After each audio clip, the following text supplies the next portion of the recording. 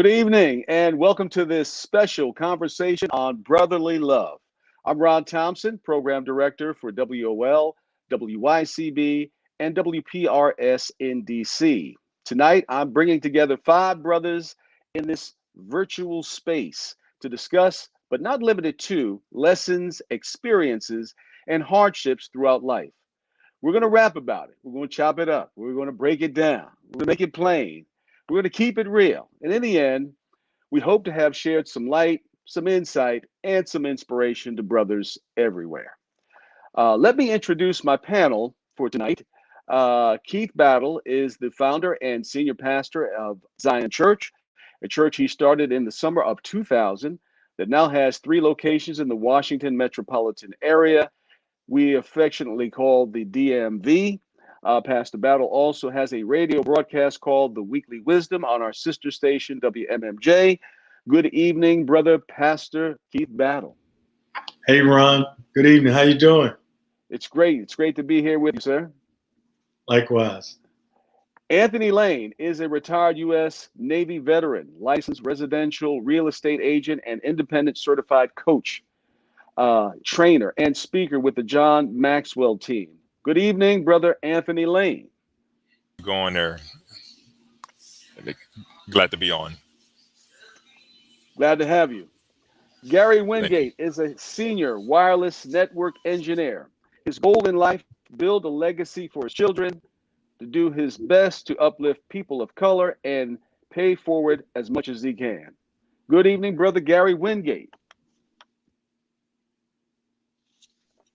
Saw him there for a second. Good evening, Ron. Thanks for having me. Okay, great to see you. All right, Walter Kirkland hails from money earning Mount Vernon, New York. A graduate of Mount Vernon High, he earned a full athletic scholarship to Rutgers. Walter is the founding president of 100 Black Men of Prince George's County, vice chair of the National 100 Healthcare 2.0, and executive chair for the March of Babies. He enjoys working out, playing golf, and making deals. Welcome, brother Walter Kirkland. Brother Ron Thompson, and what's up, brothers? How y'all doing? Great. Yes, sir. This is great. Hector Williams Jr. is a native of DC, but raised in Largo, Maryland. Hector attended DeMatha Catholic High School and graduated with honors from North Carolina A&T with a Bachelor of Science in Transportation and Logistics. It was in college he discovered his passion for the stage by being active in the Couture Modeling Club. Hector has established himself in the fashion industry and this year launched Tyler McLean, a bespoke custom clothing line specializing in one-of-a-kind custom suits, casual and formal wear. Good evening, brother Hector Williams Jr. Hello. Good evening, brother Ron. Hello, gang. How is everyone? Hey, what's up? Hey, what's going on? What's going on? This is great. We've got the brothers together tonight. Brothers, I want to touch on a couple of topics. I'm going to tell you what a few of them are. The post-pandemic, brothers hating brothers, dating, social media and the brother, raising young Black men, brothers in the church, and separate but equal. So I'm excited to get started with this, and let's just start with the post-pandemic. Now that we are returning to somewhat of things the way they used to be, how are you handling this differently? And we can just go from the beginning of the order with Pastor Keith Battle first. You mean in our industry or just in general?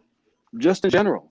You know, we did so many things before the pandemic, and then everything changed for us. And so now we are, I guess we're trying to come out of it, but with this variant going around, but we're trying to come out of it. How are we doing things differently? I think I'm probably very highly cautious about my activities now. And that has been driven home by the fact that I had COVID-19 and I had a pretty bad case of it. In fact, if you listen to me close, I still am impacted by it. My breathing. I was down for 38 days and separated from my family in isolation. One of the difficult things about COVID is not just what it does to your respiratory system, but what it does to you emotionally. and psychologically because you have to suffer alone.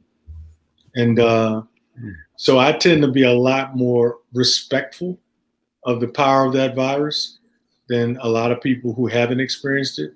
In fact, I took my first trip last week to Texas. Hadn't been anywhere since February 2020. And I did it for a friend's event. So it was good to be out. I don't go out a lot, again, because it's still risky. And a lot of people still don't practice the protocols to keep us all safe. So I'm doing a lot less than I used to do. That's for sure. And that's so true with a lot of people not paying attention to the protocol. And there's so much misinformation. It's the highway of misinformation out there now. So a lot of people are not sure what to follow. And that's unfortunate because a lot of lives are lost. Yeah. Let's go next to Anthony. How are you doing things differently? So what I'm doing differently is just I'm still staying away from people. Before the virus, I didn't let people get inside my bubble, and even more now, I'm cautious. But I'm still going out and going on vacations. I go to the gym. I understand what Pastor Keith Battle was saying. I wasn't affected by it. No one from my immediate family was affected by it. So, but I am still cautious of everything that I do, but I'm not letting that affect me so much to where I don't want to travel. I have family that don't want to travel. They're still in the home. They're still wearing masks and shields and gloves and everything. So I'm paying closer attention to who I'm hanging around and who I'm talking to. Okay, great. Gary, question. Yes. All right. Can you guys hear me clearly? I want to make sure Yes. you can hear me. Okay. Absolutely. Yeah, I'm trying to get used to this new normal. I traveled recently to Myrtle Beach to watch my son play in the Cal Ripken League baseball, in which they won the championship. So yeah, it was very strange traveling to another state because here you kind of you still see everyone wearing masks. Everywhere you go. In Myrtle Beach, it was wide open, man. It was completely different. And you can somewhat get a little comfortable when you notice you're walking around and everyone else doesn't have masks on. So I'm just trying to get used to this new normal. I've just started going back to the gym, but I am still a little standoffish between getting close to people and things of that nature. Walter Kirkland. Hey, man, I want to echo Gary's sentiments. I've been traveling quite a bit. I went to Tulsa. I went to Atlanta. In Atlanta, hey, Gary, they don't believe there's a COVID-19. No one wears a mask in Atlanta. So Wide open. past the battle, they were down there chopping it up with no mask in most situations. So to be serious, hey, folks, get vaccinated. You have a better chance of living. And if you do get sick like Mr. Battle did, your chance of living is really like 90 plus. I have a medical background. And Ron, I think our world will never be the same.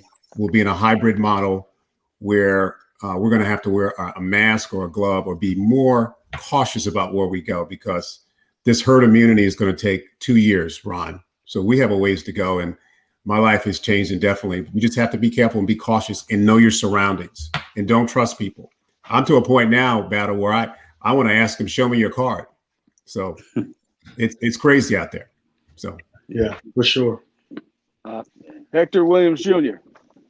Yes, just to piggyback on what you said earlier, Ron, I believe there's a lot of misinformation out there. And so I think if we as individuals begin to do more of our own due diligence to find out what's fluff and what's fact, I think we would be in a better position. But I, as well as some of the members of the panel, I've traveled throughout COVID. And personally, I haven't had any drawbacks or any negative experiences, but I have had friends and associates that have. So like Mr. Battle, I definitely do take it serious. So I am, cautious to wear my mask when necessary. But for the most part, I don't want to live in a bubble either. So it's kind of a double-edged sword, if you will, because I have to travel. So in those situations, you just have to do what you have to do in terms of protecting yourself and being mindful of, those around you as well. Well, this is great. I'm glad we got a chance to find out how you guys are adjusting to this new normal. If anyone is just tuning in right now, this is a special conversation on brotherly love. My guests tonight are Pastor Keith Battle, Anthony Lane, Walter Kirkland, and Hector Williams Jr. And we've got a series of questions that I want to get right to next. Oh, by the way, if you want anybody to chime in, we're on praisedc.com on our website. Our Facebook page is Praise DC, and our YouTube channel is Radio 1 DC. So you can share that and have folks chime in. So I want to get to something that it's been on my mind for a while, and it's brothers hating brothers. So why do we display so much anxiety, resentment publicly and privately? And I'll give you an instance. You could be with some friends. Let's say there's Pastor Keith Battle, and somebody says, "Oh yeah, Pastor Keith Battle, that's my guy." But two guys down, somebody will say, "Man, I can't stand that." We'll just leave that blank for now. So that's the kind of thing. We're going to get to that in some other words a little bit later on in the conversation. But that's the kind of thing that jumps off. And not only that, but when you approach another brother, we don't smile at each other. There's always this kind of like this grin that we got to have, or this firm look that we got to have. Why do you think that's such? And what can we do about it? And who wants to go first on that? I'll start. Hey, Ron, it's that black on black crime. And you and I talk about this all the time. It's unfortunate that we as brothers, based on slavery, based on so many negative connotations, we have, as Gary nods his head, this negative energy. It's almost like we can't be weak. We can't say, "Hey, Battle, I need your help. Battle, can you pray for me?" You know why? I think we're just conditioned to be strong. So there's something about positioning. There's something about economic empowerment. We got to let it go. Based on COVID, what's happened in COVID, clearly we were down at 3.5 more times than the white counterparts. Clearly we had less money than our white counterparts. We need each other. We got to stop hating and stop appreciating each other and take this thing to a different level, hit the reset button. It has to stop for us and for our children, and it has to stop now. All right, thank you. Anybody else want to go? Who wants next on this? Well, for me, this is Anthony. For me, I've been pretty blessed. Wherever I go, if I see a brother, I acknowledge them, they acknowledge me. I don't, I block that stuff out. If someone is looking at me in a negative way, and then I'll smile or just do something to where kind of break down that barrier. So I was in Cabo, and just some brothers walked up to me and they were like, "Hey, I like your style." I never met these. They were coming from different parts of the world. And we sat down and had a nice conversation, enjoyed a nice adult beverage. And but I do see where you're coming from. But I just don't feel any of the negativity from my counterparts. Okay. Oh, okay. Okay. What about? Lucky, right, Ron. He's lucky. What about you, Anthony? I mean, I'm sorry. Yeah.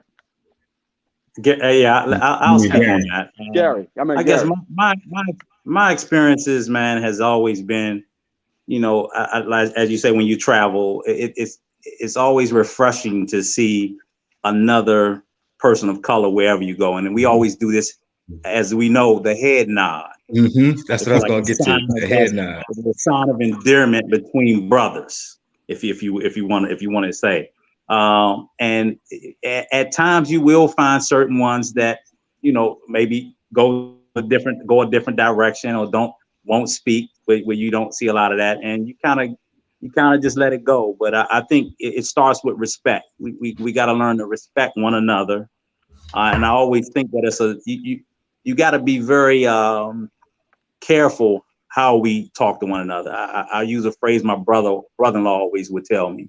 He says, "Not what you say, it's how you say it." You know, how you speak to one another. And I think if we start with that, because we have so many young brothers of different ages, different eras, different groups, and you all kind of got to speak in a different tone to them. I think we got to be mindful of that.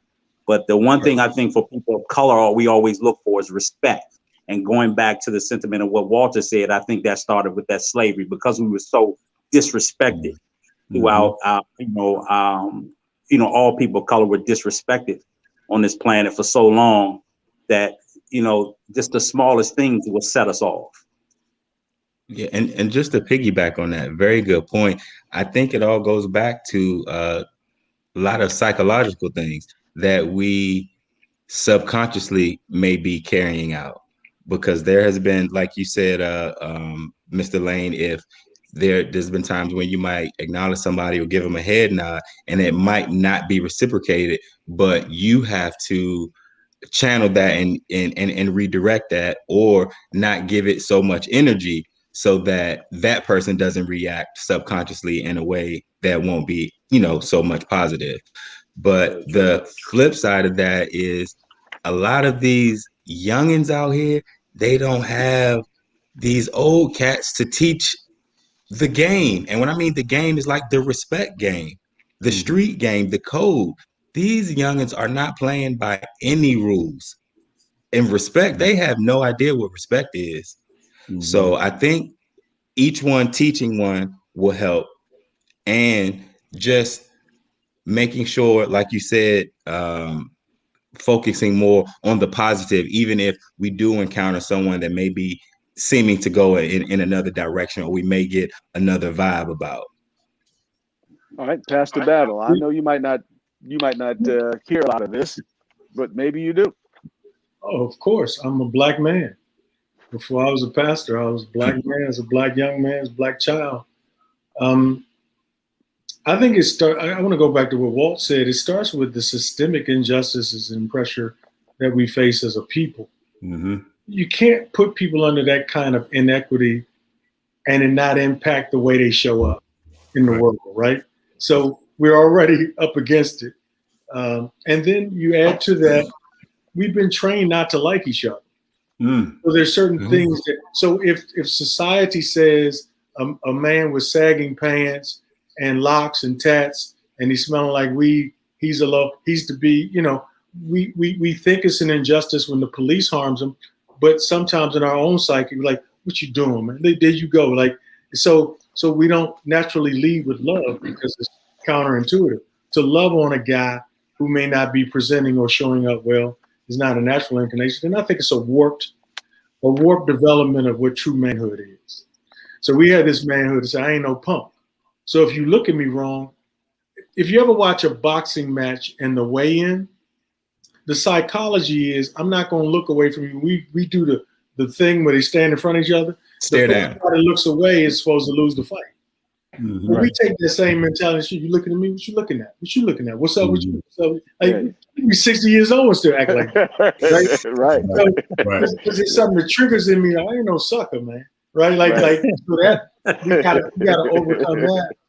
And I think when you put all of that together, then those the comparisons, right? Well, look at Hector, like he got this, or Gary has this, or Anthony's talking about, because we have a scarcity mentality, right?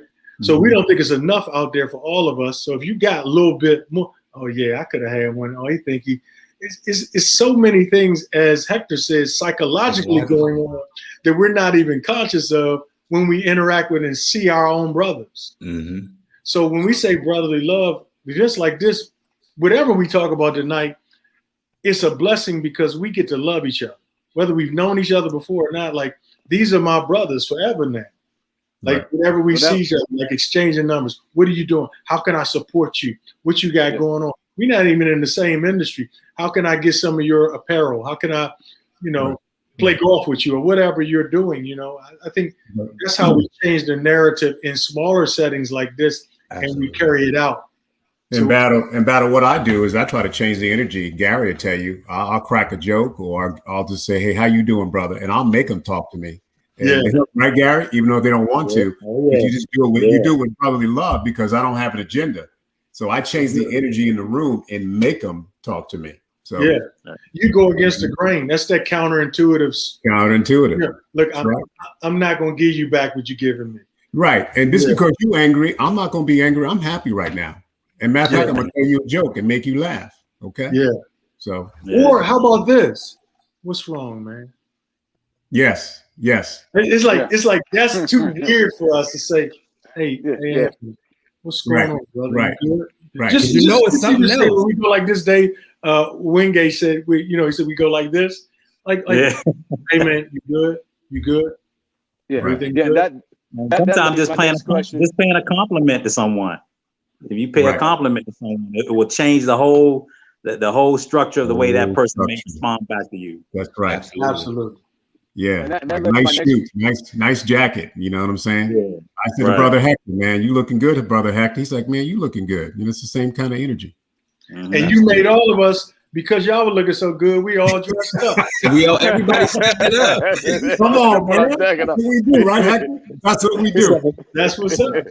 I love it. Iron sharpens iron. There it is. That led me to my next question. What's the best way to reach other men, men not doing as well as you? And you've answered some of that by just asking a brother, how you doing? Is there anything I can do for you? Can I help you with anything? Right. Mm-hmm. All right. Exactly. So let me ask this question, gentlemen. Should the N-word be taken out of conversations? Ooh. Yeah, I know. That's who's in the conversation. I think Anthony got something to say. Go ahead, Anthony. I go second. I don't use that word. I don't. And when someone either the same race as me, even my mom, she tries to use them, like, Mom, no, we got to change it up, because I know what the definition is. Regardless of who it comes from, I don't care if it came from you or from someone else. I don't accept it in my life. My wife is the same way. My wife almost got into a fight with a dude. He was extremely drunk. He kept saying it. She's like, I'm not your, right. And she checked him. And then I had to come behind her and double check him.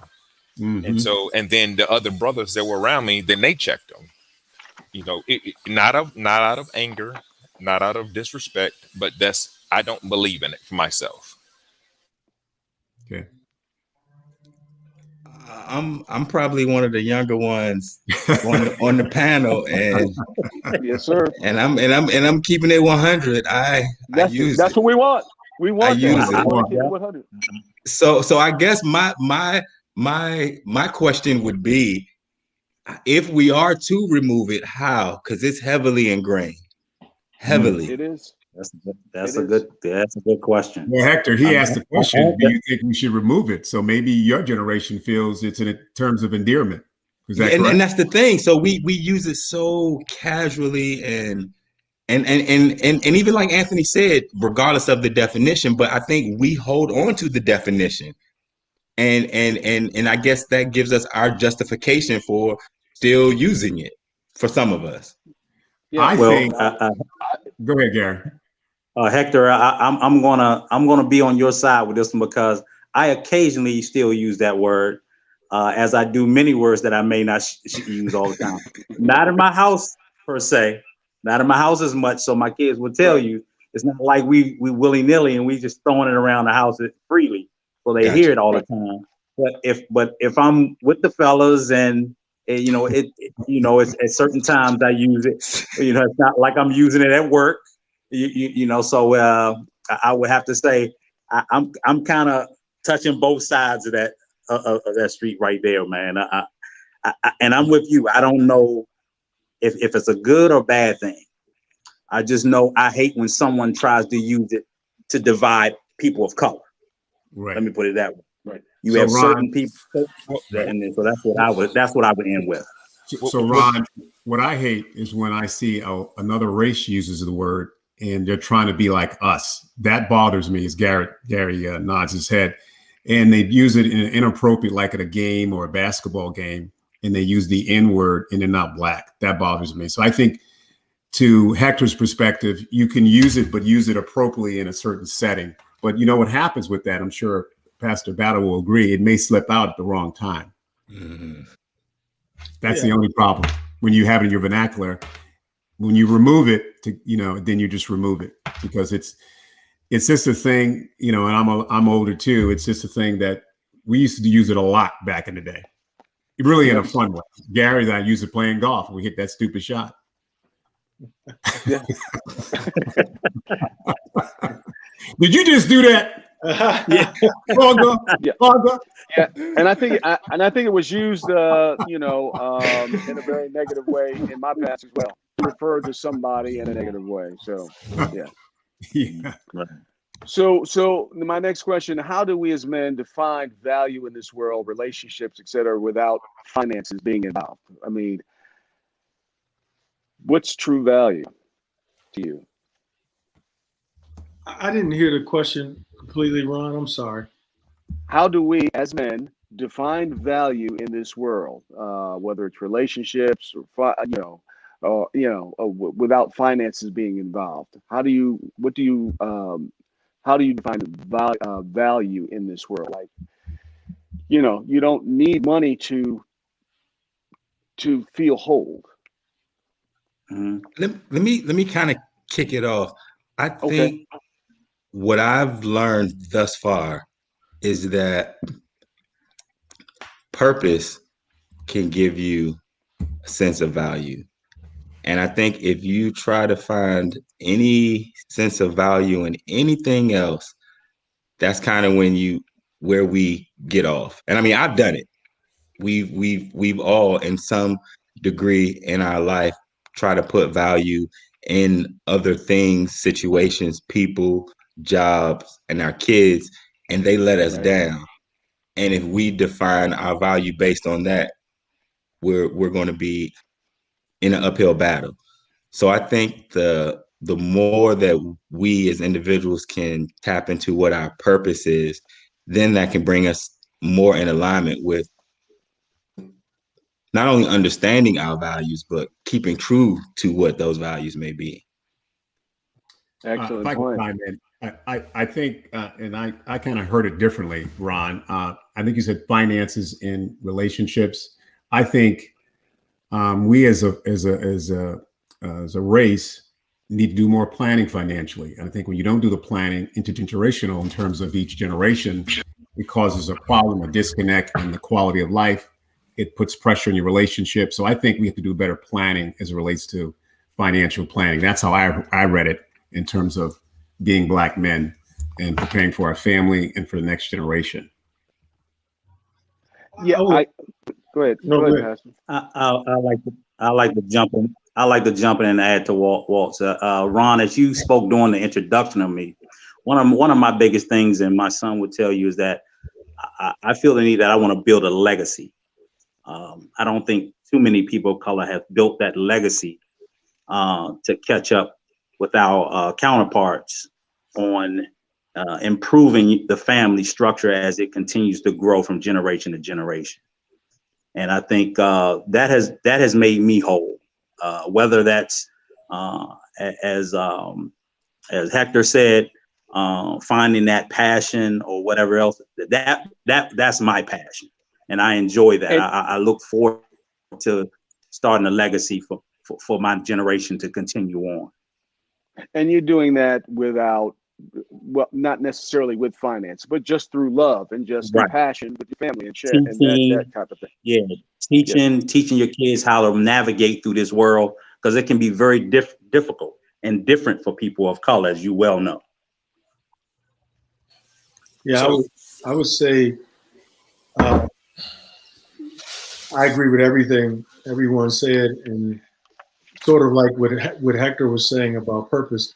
I think you can find value in life when you serve other people. When you know you've made a difference in somebody's life, that's valuable. When you know something you've said, something you've done, just showing up when somebody's in need like that, those are all very important ways to contribute and add value. But I want to be a little antithetical by saying, but resources are important. I think if we try to say, well, isn't there value without finances?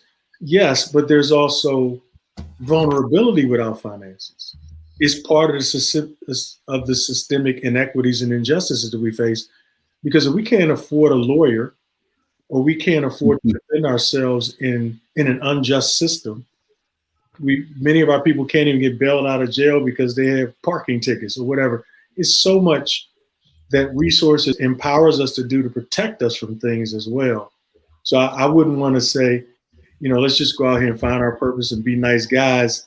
I don't want to minimize the importance of resources either, particularly for us as Black men, as brothers, because resources protect us.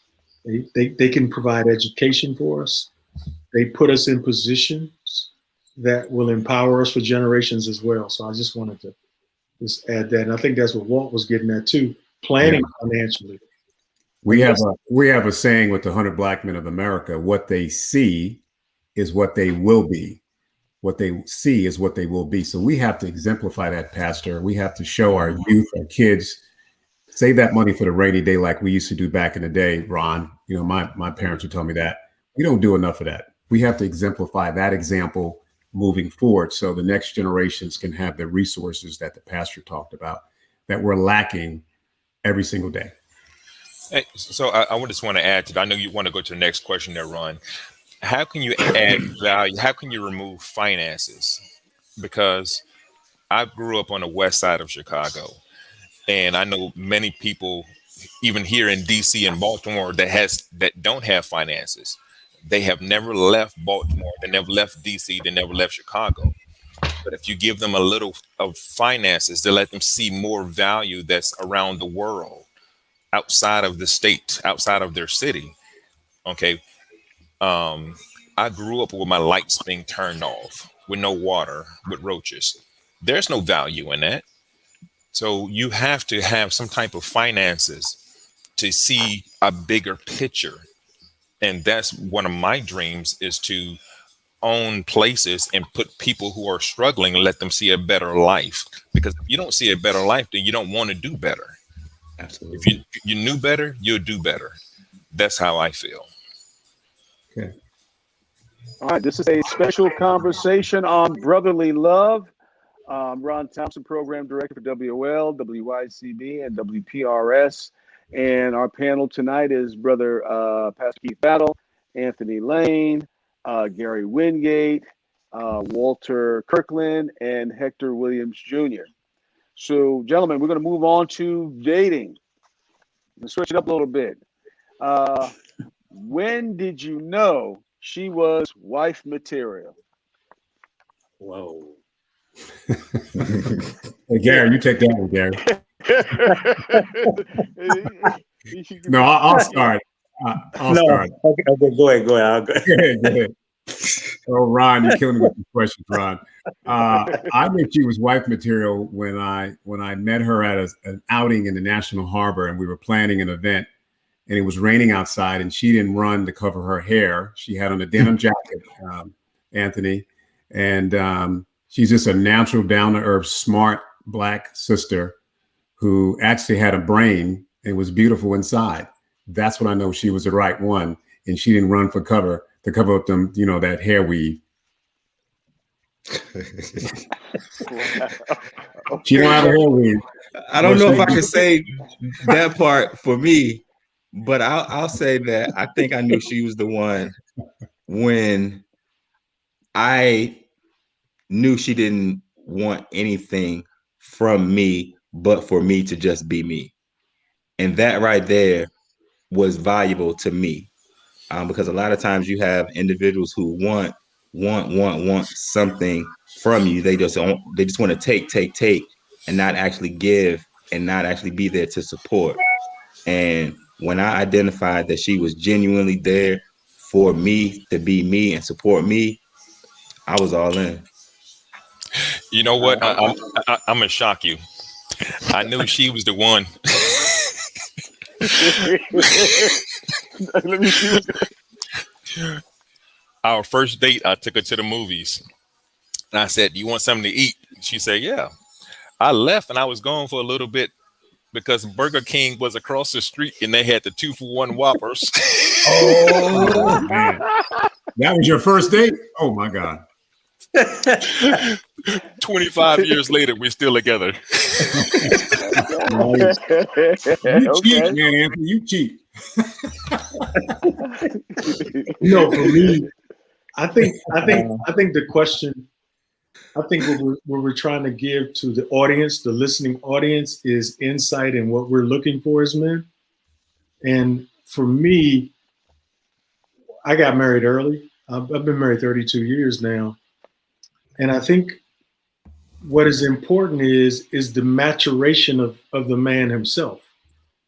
Because what you look for, what you would be looking for at 23 is totally different than what you would look for at 33.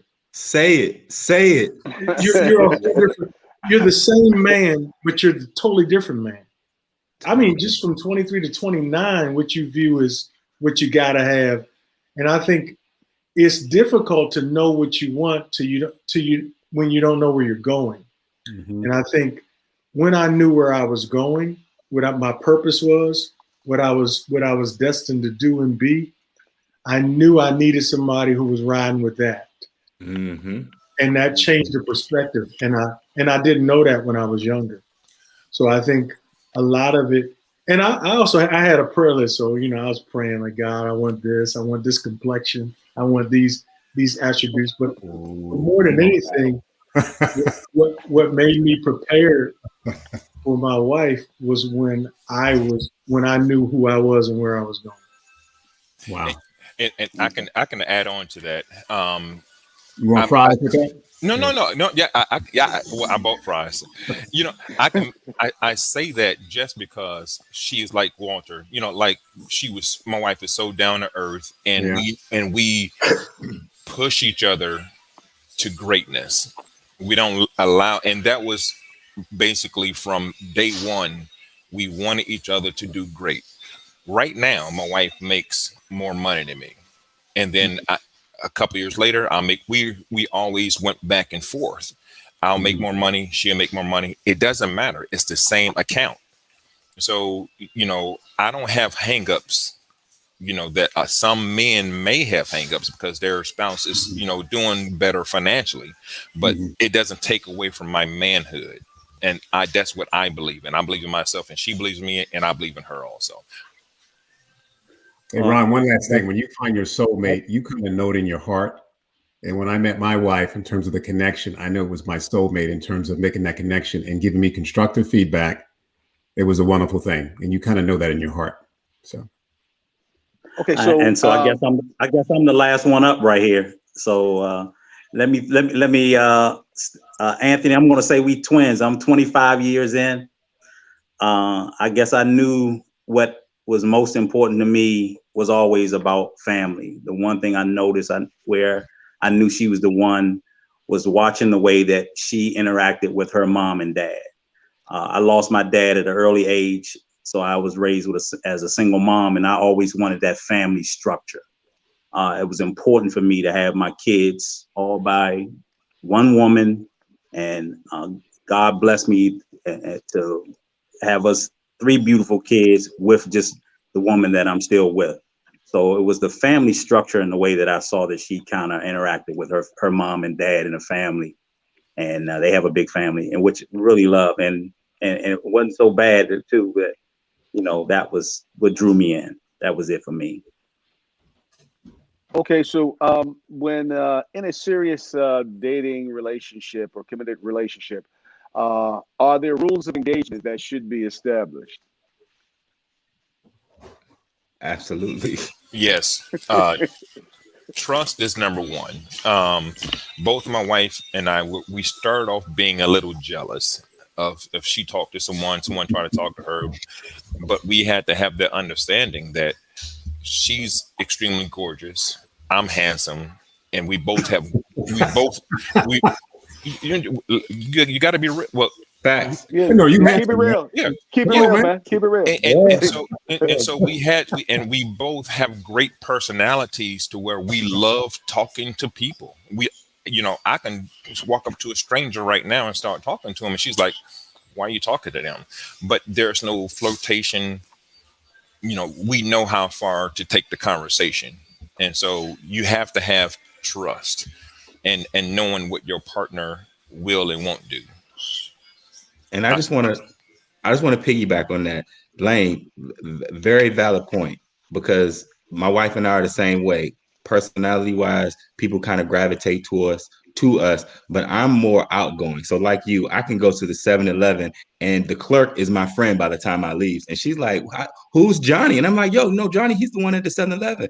And she's like, how do you know his name? And it's like, I don't know how I know his name. But I will say that not only with the trust, but you do have to define some boundaries. And sometimes that's going to be trial and error, because early on in our relationship, we would go out to dinner. And because I'm so, I guess, carefree, I would say to the waitresses, they would say, do you want anything? And I'd be like, no, thanks, love, I'm good. And she'd be like, well, why did you call them love? And I'd be like, no, it's just something casual. But to her, she's like, no, you don't know how they're going to take it. And I'm like, what? And so she's educating me, giving me a whole new perspective. And I had to say, you know what, heck, you might want to check yourself.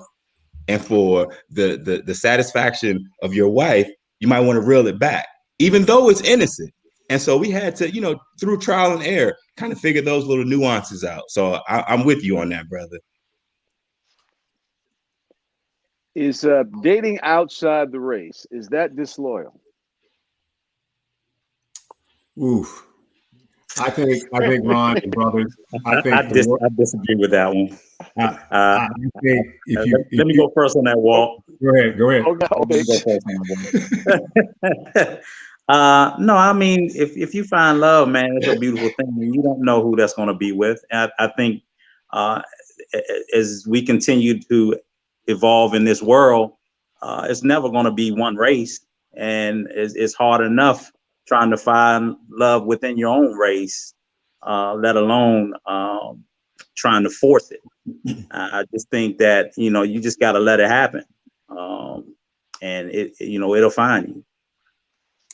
I want to just echo Gary's sentiments. If the younger generation, I don't think they're as racist as we are in my age group. So I think if you find love, you make that connection and you feeling it, go for it. I think it's fine whether you marry an Indian person or a Jamaican person. As long as you guys respect each other, go for it. I'm all with that. I am also. I have a son that's 24.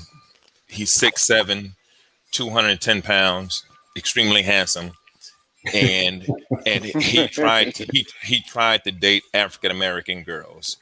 And he was like, they're too loud, they're ghetto. And he was in a private school. And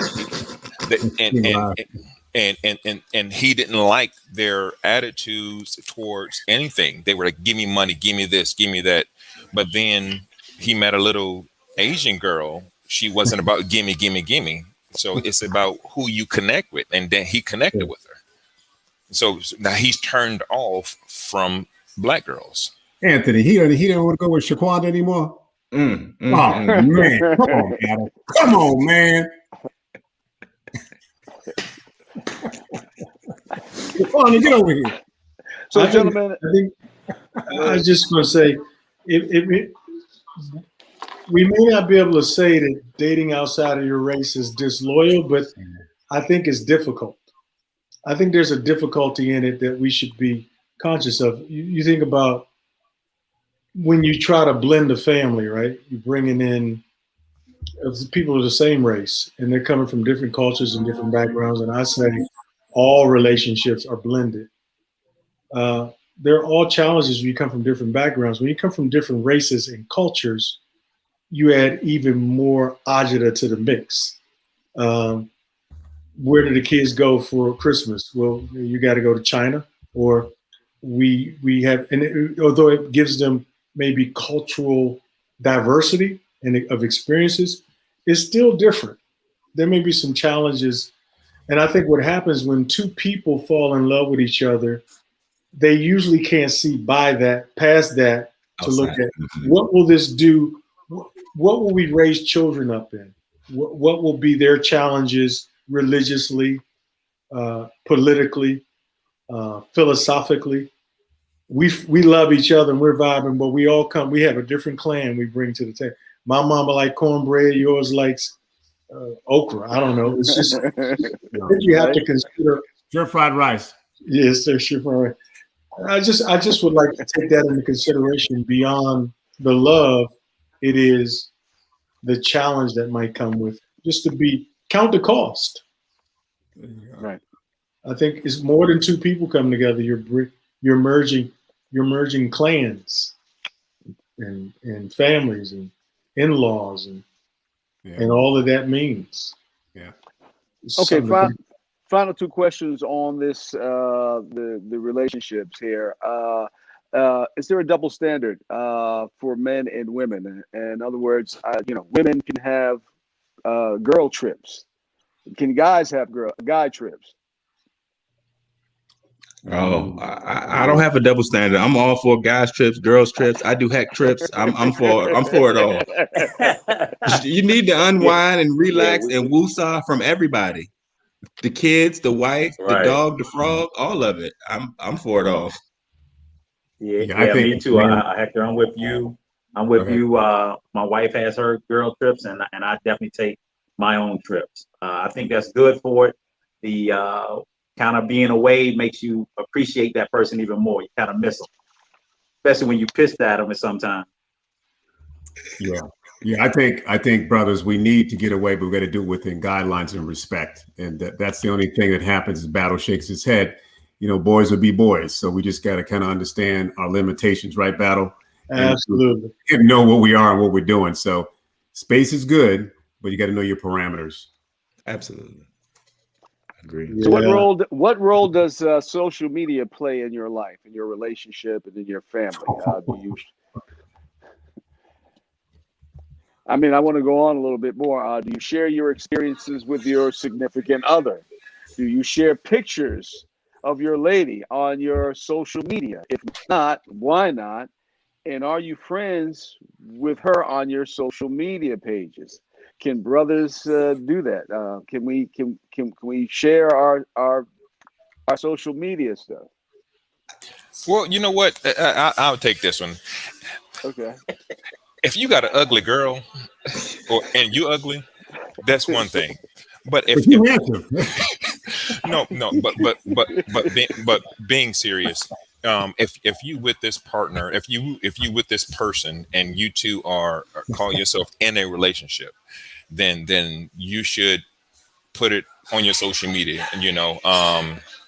Now if you're in business and it's messing with your brand, then that's something that's totally different. But no, you should put your significant other on your social media, pictures, videos, love notes, whatever. So may it be, and I'll and just have fun with it.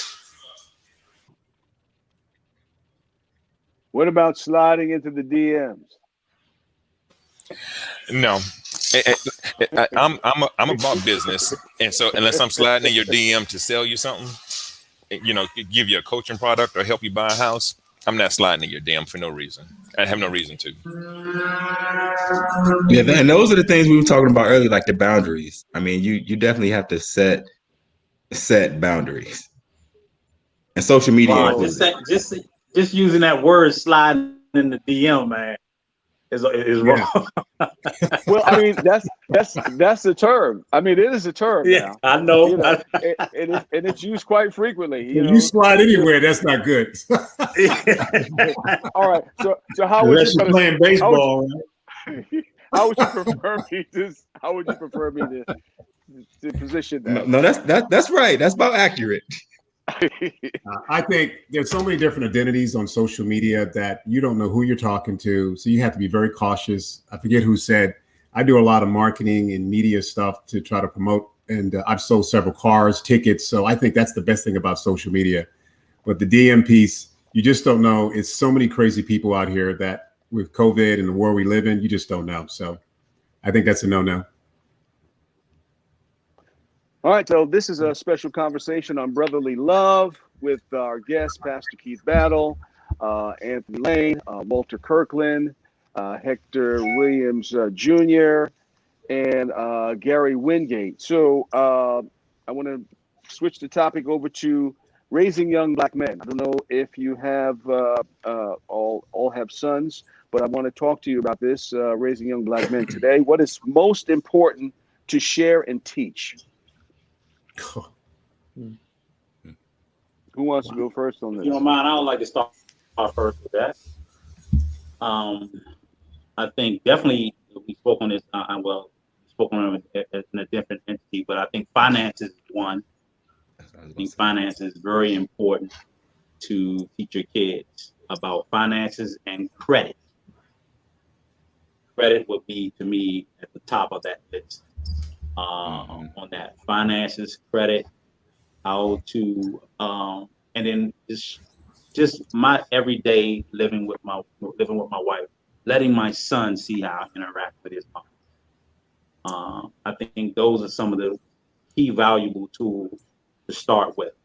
I mean, you have plenty more that we talk about dealing with, of course, the injustice for people of color, and that's a different conversation that you have to speak with as they continue to get older, each age by age. But those key factors for me would be credit, finances, and just seeing the love of family. I think that's my key tool that I use. Yeah, I would say also, Ron, with the 100 Black Men, we mentor youth, and the biggest problem is that sense of urgency, lack of transparency, and lack of communication skills. Young boys, generally, we say yes, no, we even grunt. Women communicate a lot better. So with my son specifically, I'll give you an example. My older son, Chase, had his car stolen, and he tells me, "Oh, I locked the door." I ended up calling the police. They said he didn't lock the door. So you have, and the reason why he was afraid to tell me, I think you have to be honest and teach your sons to be truthful, even though it's painful, even though you made a mistake. Just be honest, because if you don't tell the truth, it's going to cause a problem. If you're not transparent, and if you lack sense of urgency, like we did, Ron, when we were pumping gas back in the 70s and 80s, I would take any job. But these kids today, it's entitlement, lack of sense of urgency, and lack of transparency. So that's what I try to really drill in my sons. They call me the drill sergeant, because they just don't understand it. They don't understand where we are as a people. That's what's painful. And I like to chime in there. I think what I would say is important in raising sons is what I would call like this systemic strategic suffering.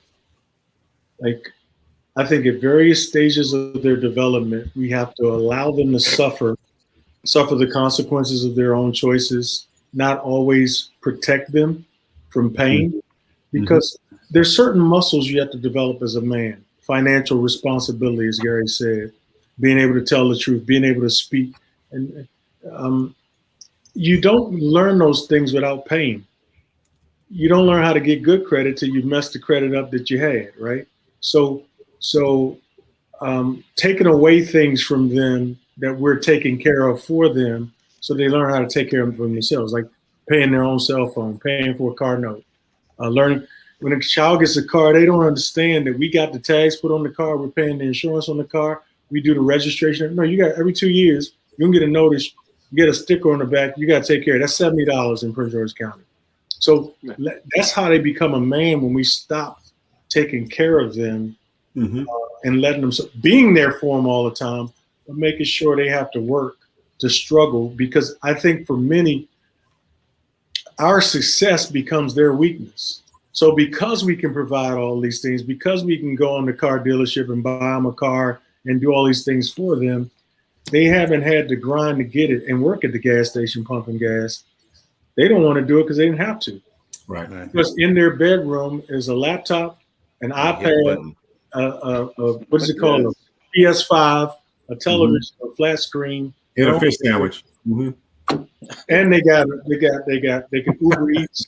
They get Chick-fil-A when they want it. So I think we're raising a lot of young men who are not built for manhood because of our own disablement by taking care of too many things for them. So that's systemic struggle, letting them struggle so that they can build those manly muscles or masculine muscles, I think is very important.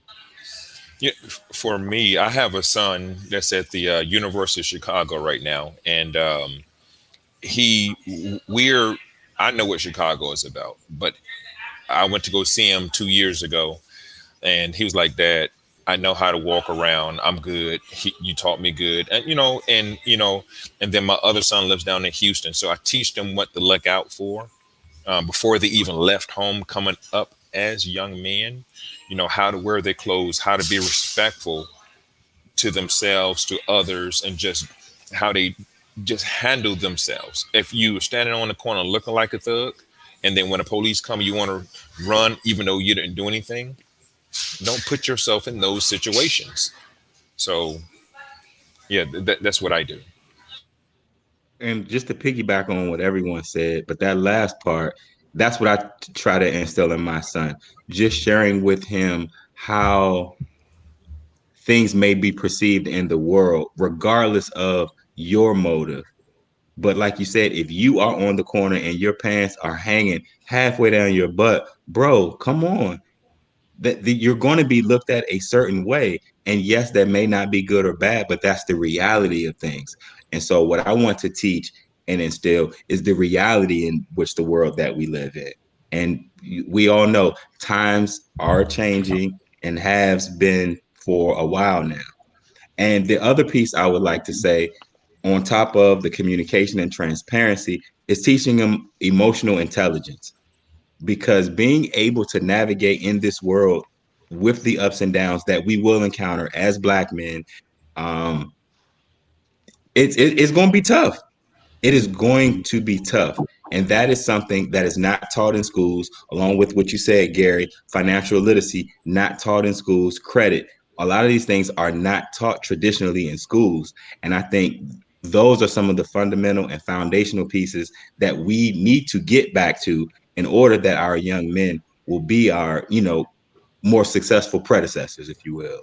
And Ron, one last thing that I think we didn't touch. We have to learn them to respect women again. Open the door. Just go back to old school, treating your wife or your girlfriend as a queen.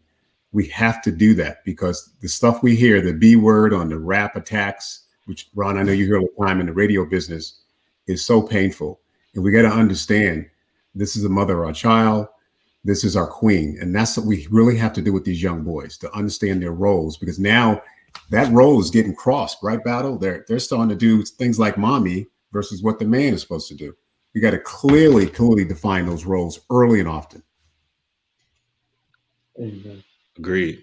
Well, gentlemen, I have about 2 minutes left, and I know this is not enough time, but I do want to get just a quick thought on how do you connect, communicate, discuss the church and religion among church and non-church folks that you know? Is this a conversation killer? Let's hear Battle first. Yeah, I was thinking the same thing, Walt. I said, really? I want to hear yours, Battle. I really do. I look at it this way. If people know what you do and they want what you have, they'll let you know. You don't have to impose that on people. It's a good people point. Don't want you. First of all, people don't want you in their business now. That's correct. Right. Everybody that goes to my church don't want me to know what they're doing. They just say, I just like your preaching. There's levels of engagement, right? Whatever service you provide for people, you can only help people to the degree that they want you to help. Absolutely. And, I think you got to find a different way, Ron and brothers, to get people to Christ. And it's not directly saying church. Maybe it's a spiritual motivation. Maybe it's reading a book. It's hard. You just can't push people like that anymore. But you got to show them in a creative way of how God's in charge and how you might want to consider spiritually moving in a better direction. Because people are very defensive now, and you're in their grill and they want to shoot you, or they want to put their finger out there, or they want to run you over with the car. It's just a scary time right now. And I think, well, gentlemen, go ahead. No, I was just going to say real quick. I think it was said earlier, just being that example, whatever that is, letting your light shine, and the people who need to gravitate towards you will. And like you said, Battle, it won't be a situation where you have to pour out all of your deepest, darkest secrets. Like it'll be a specific assignment.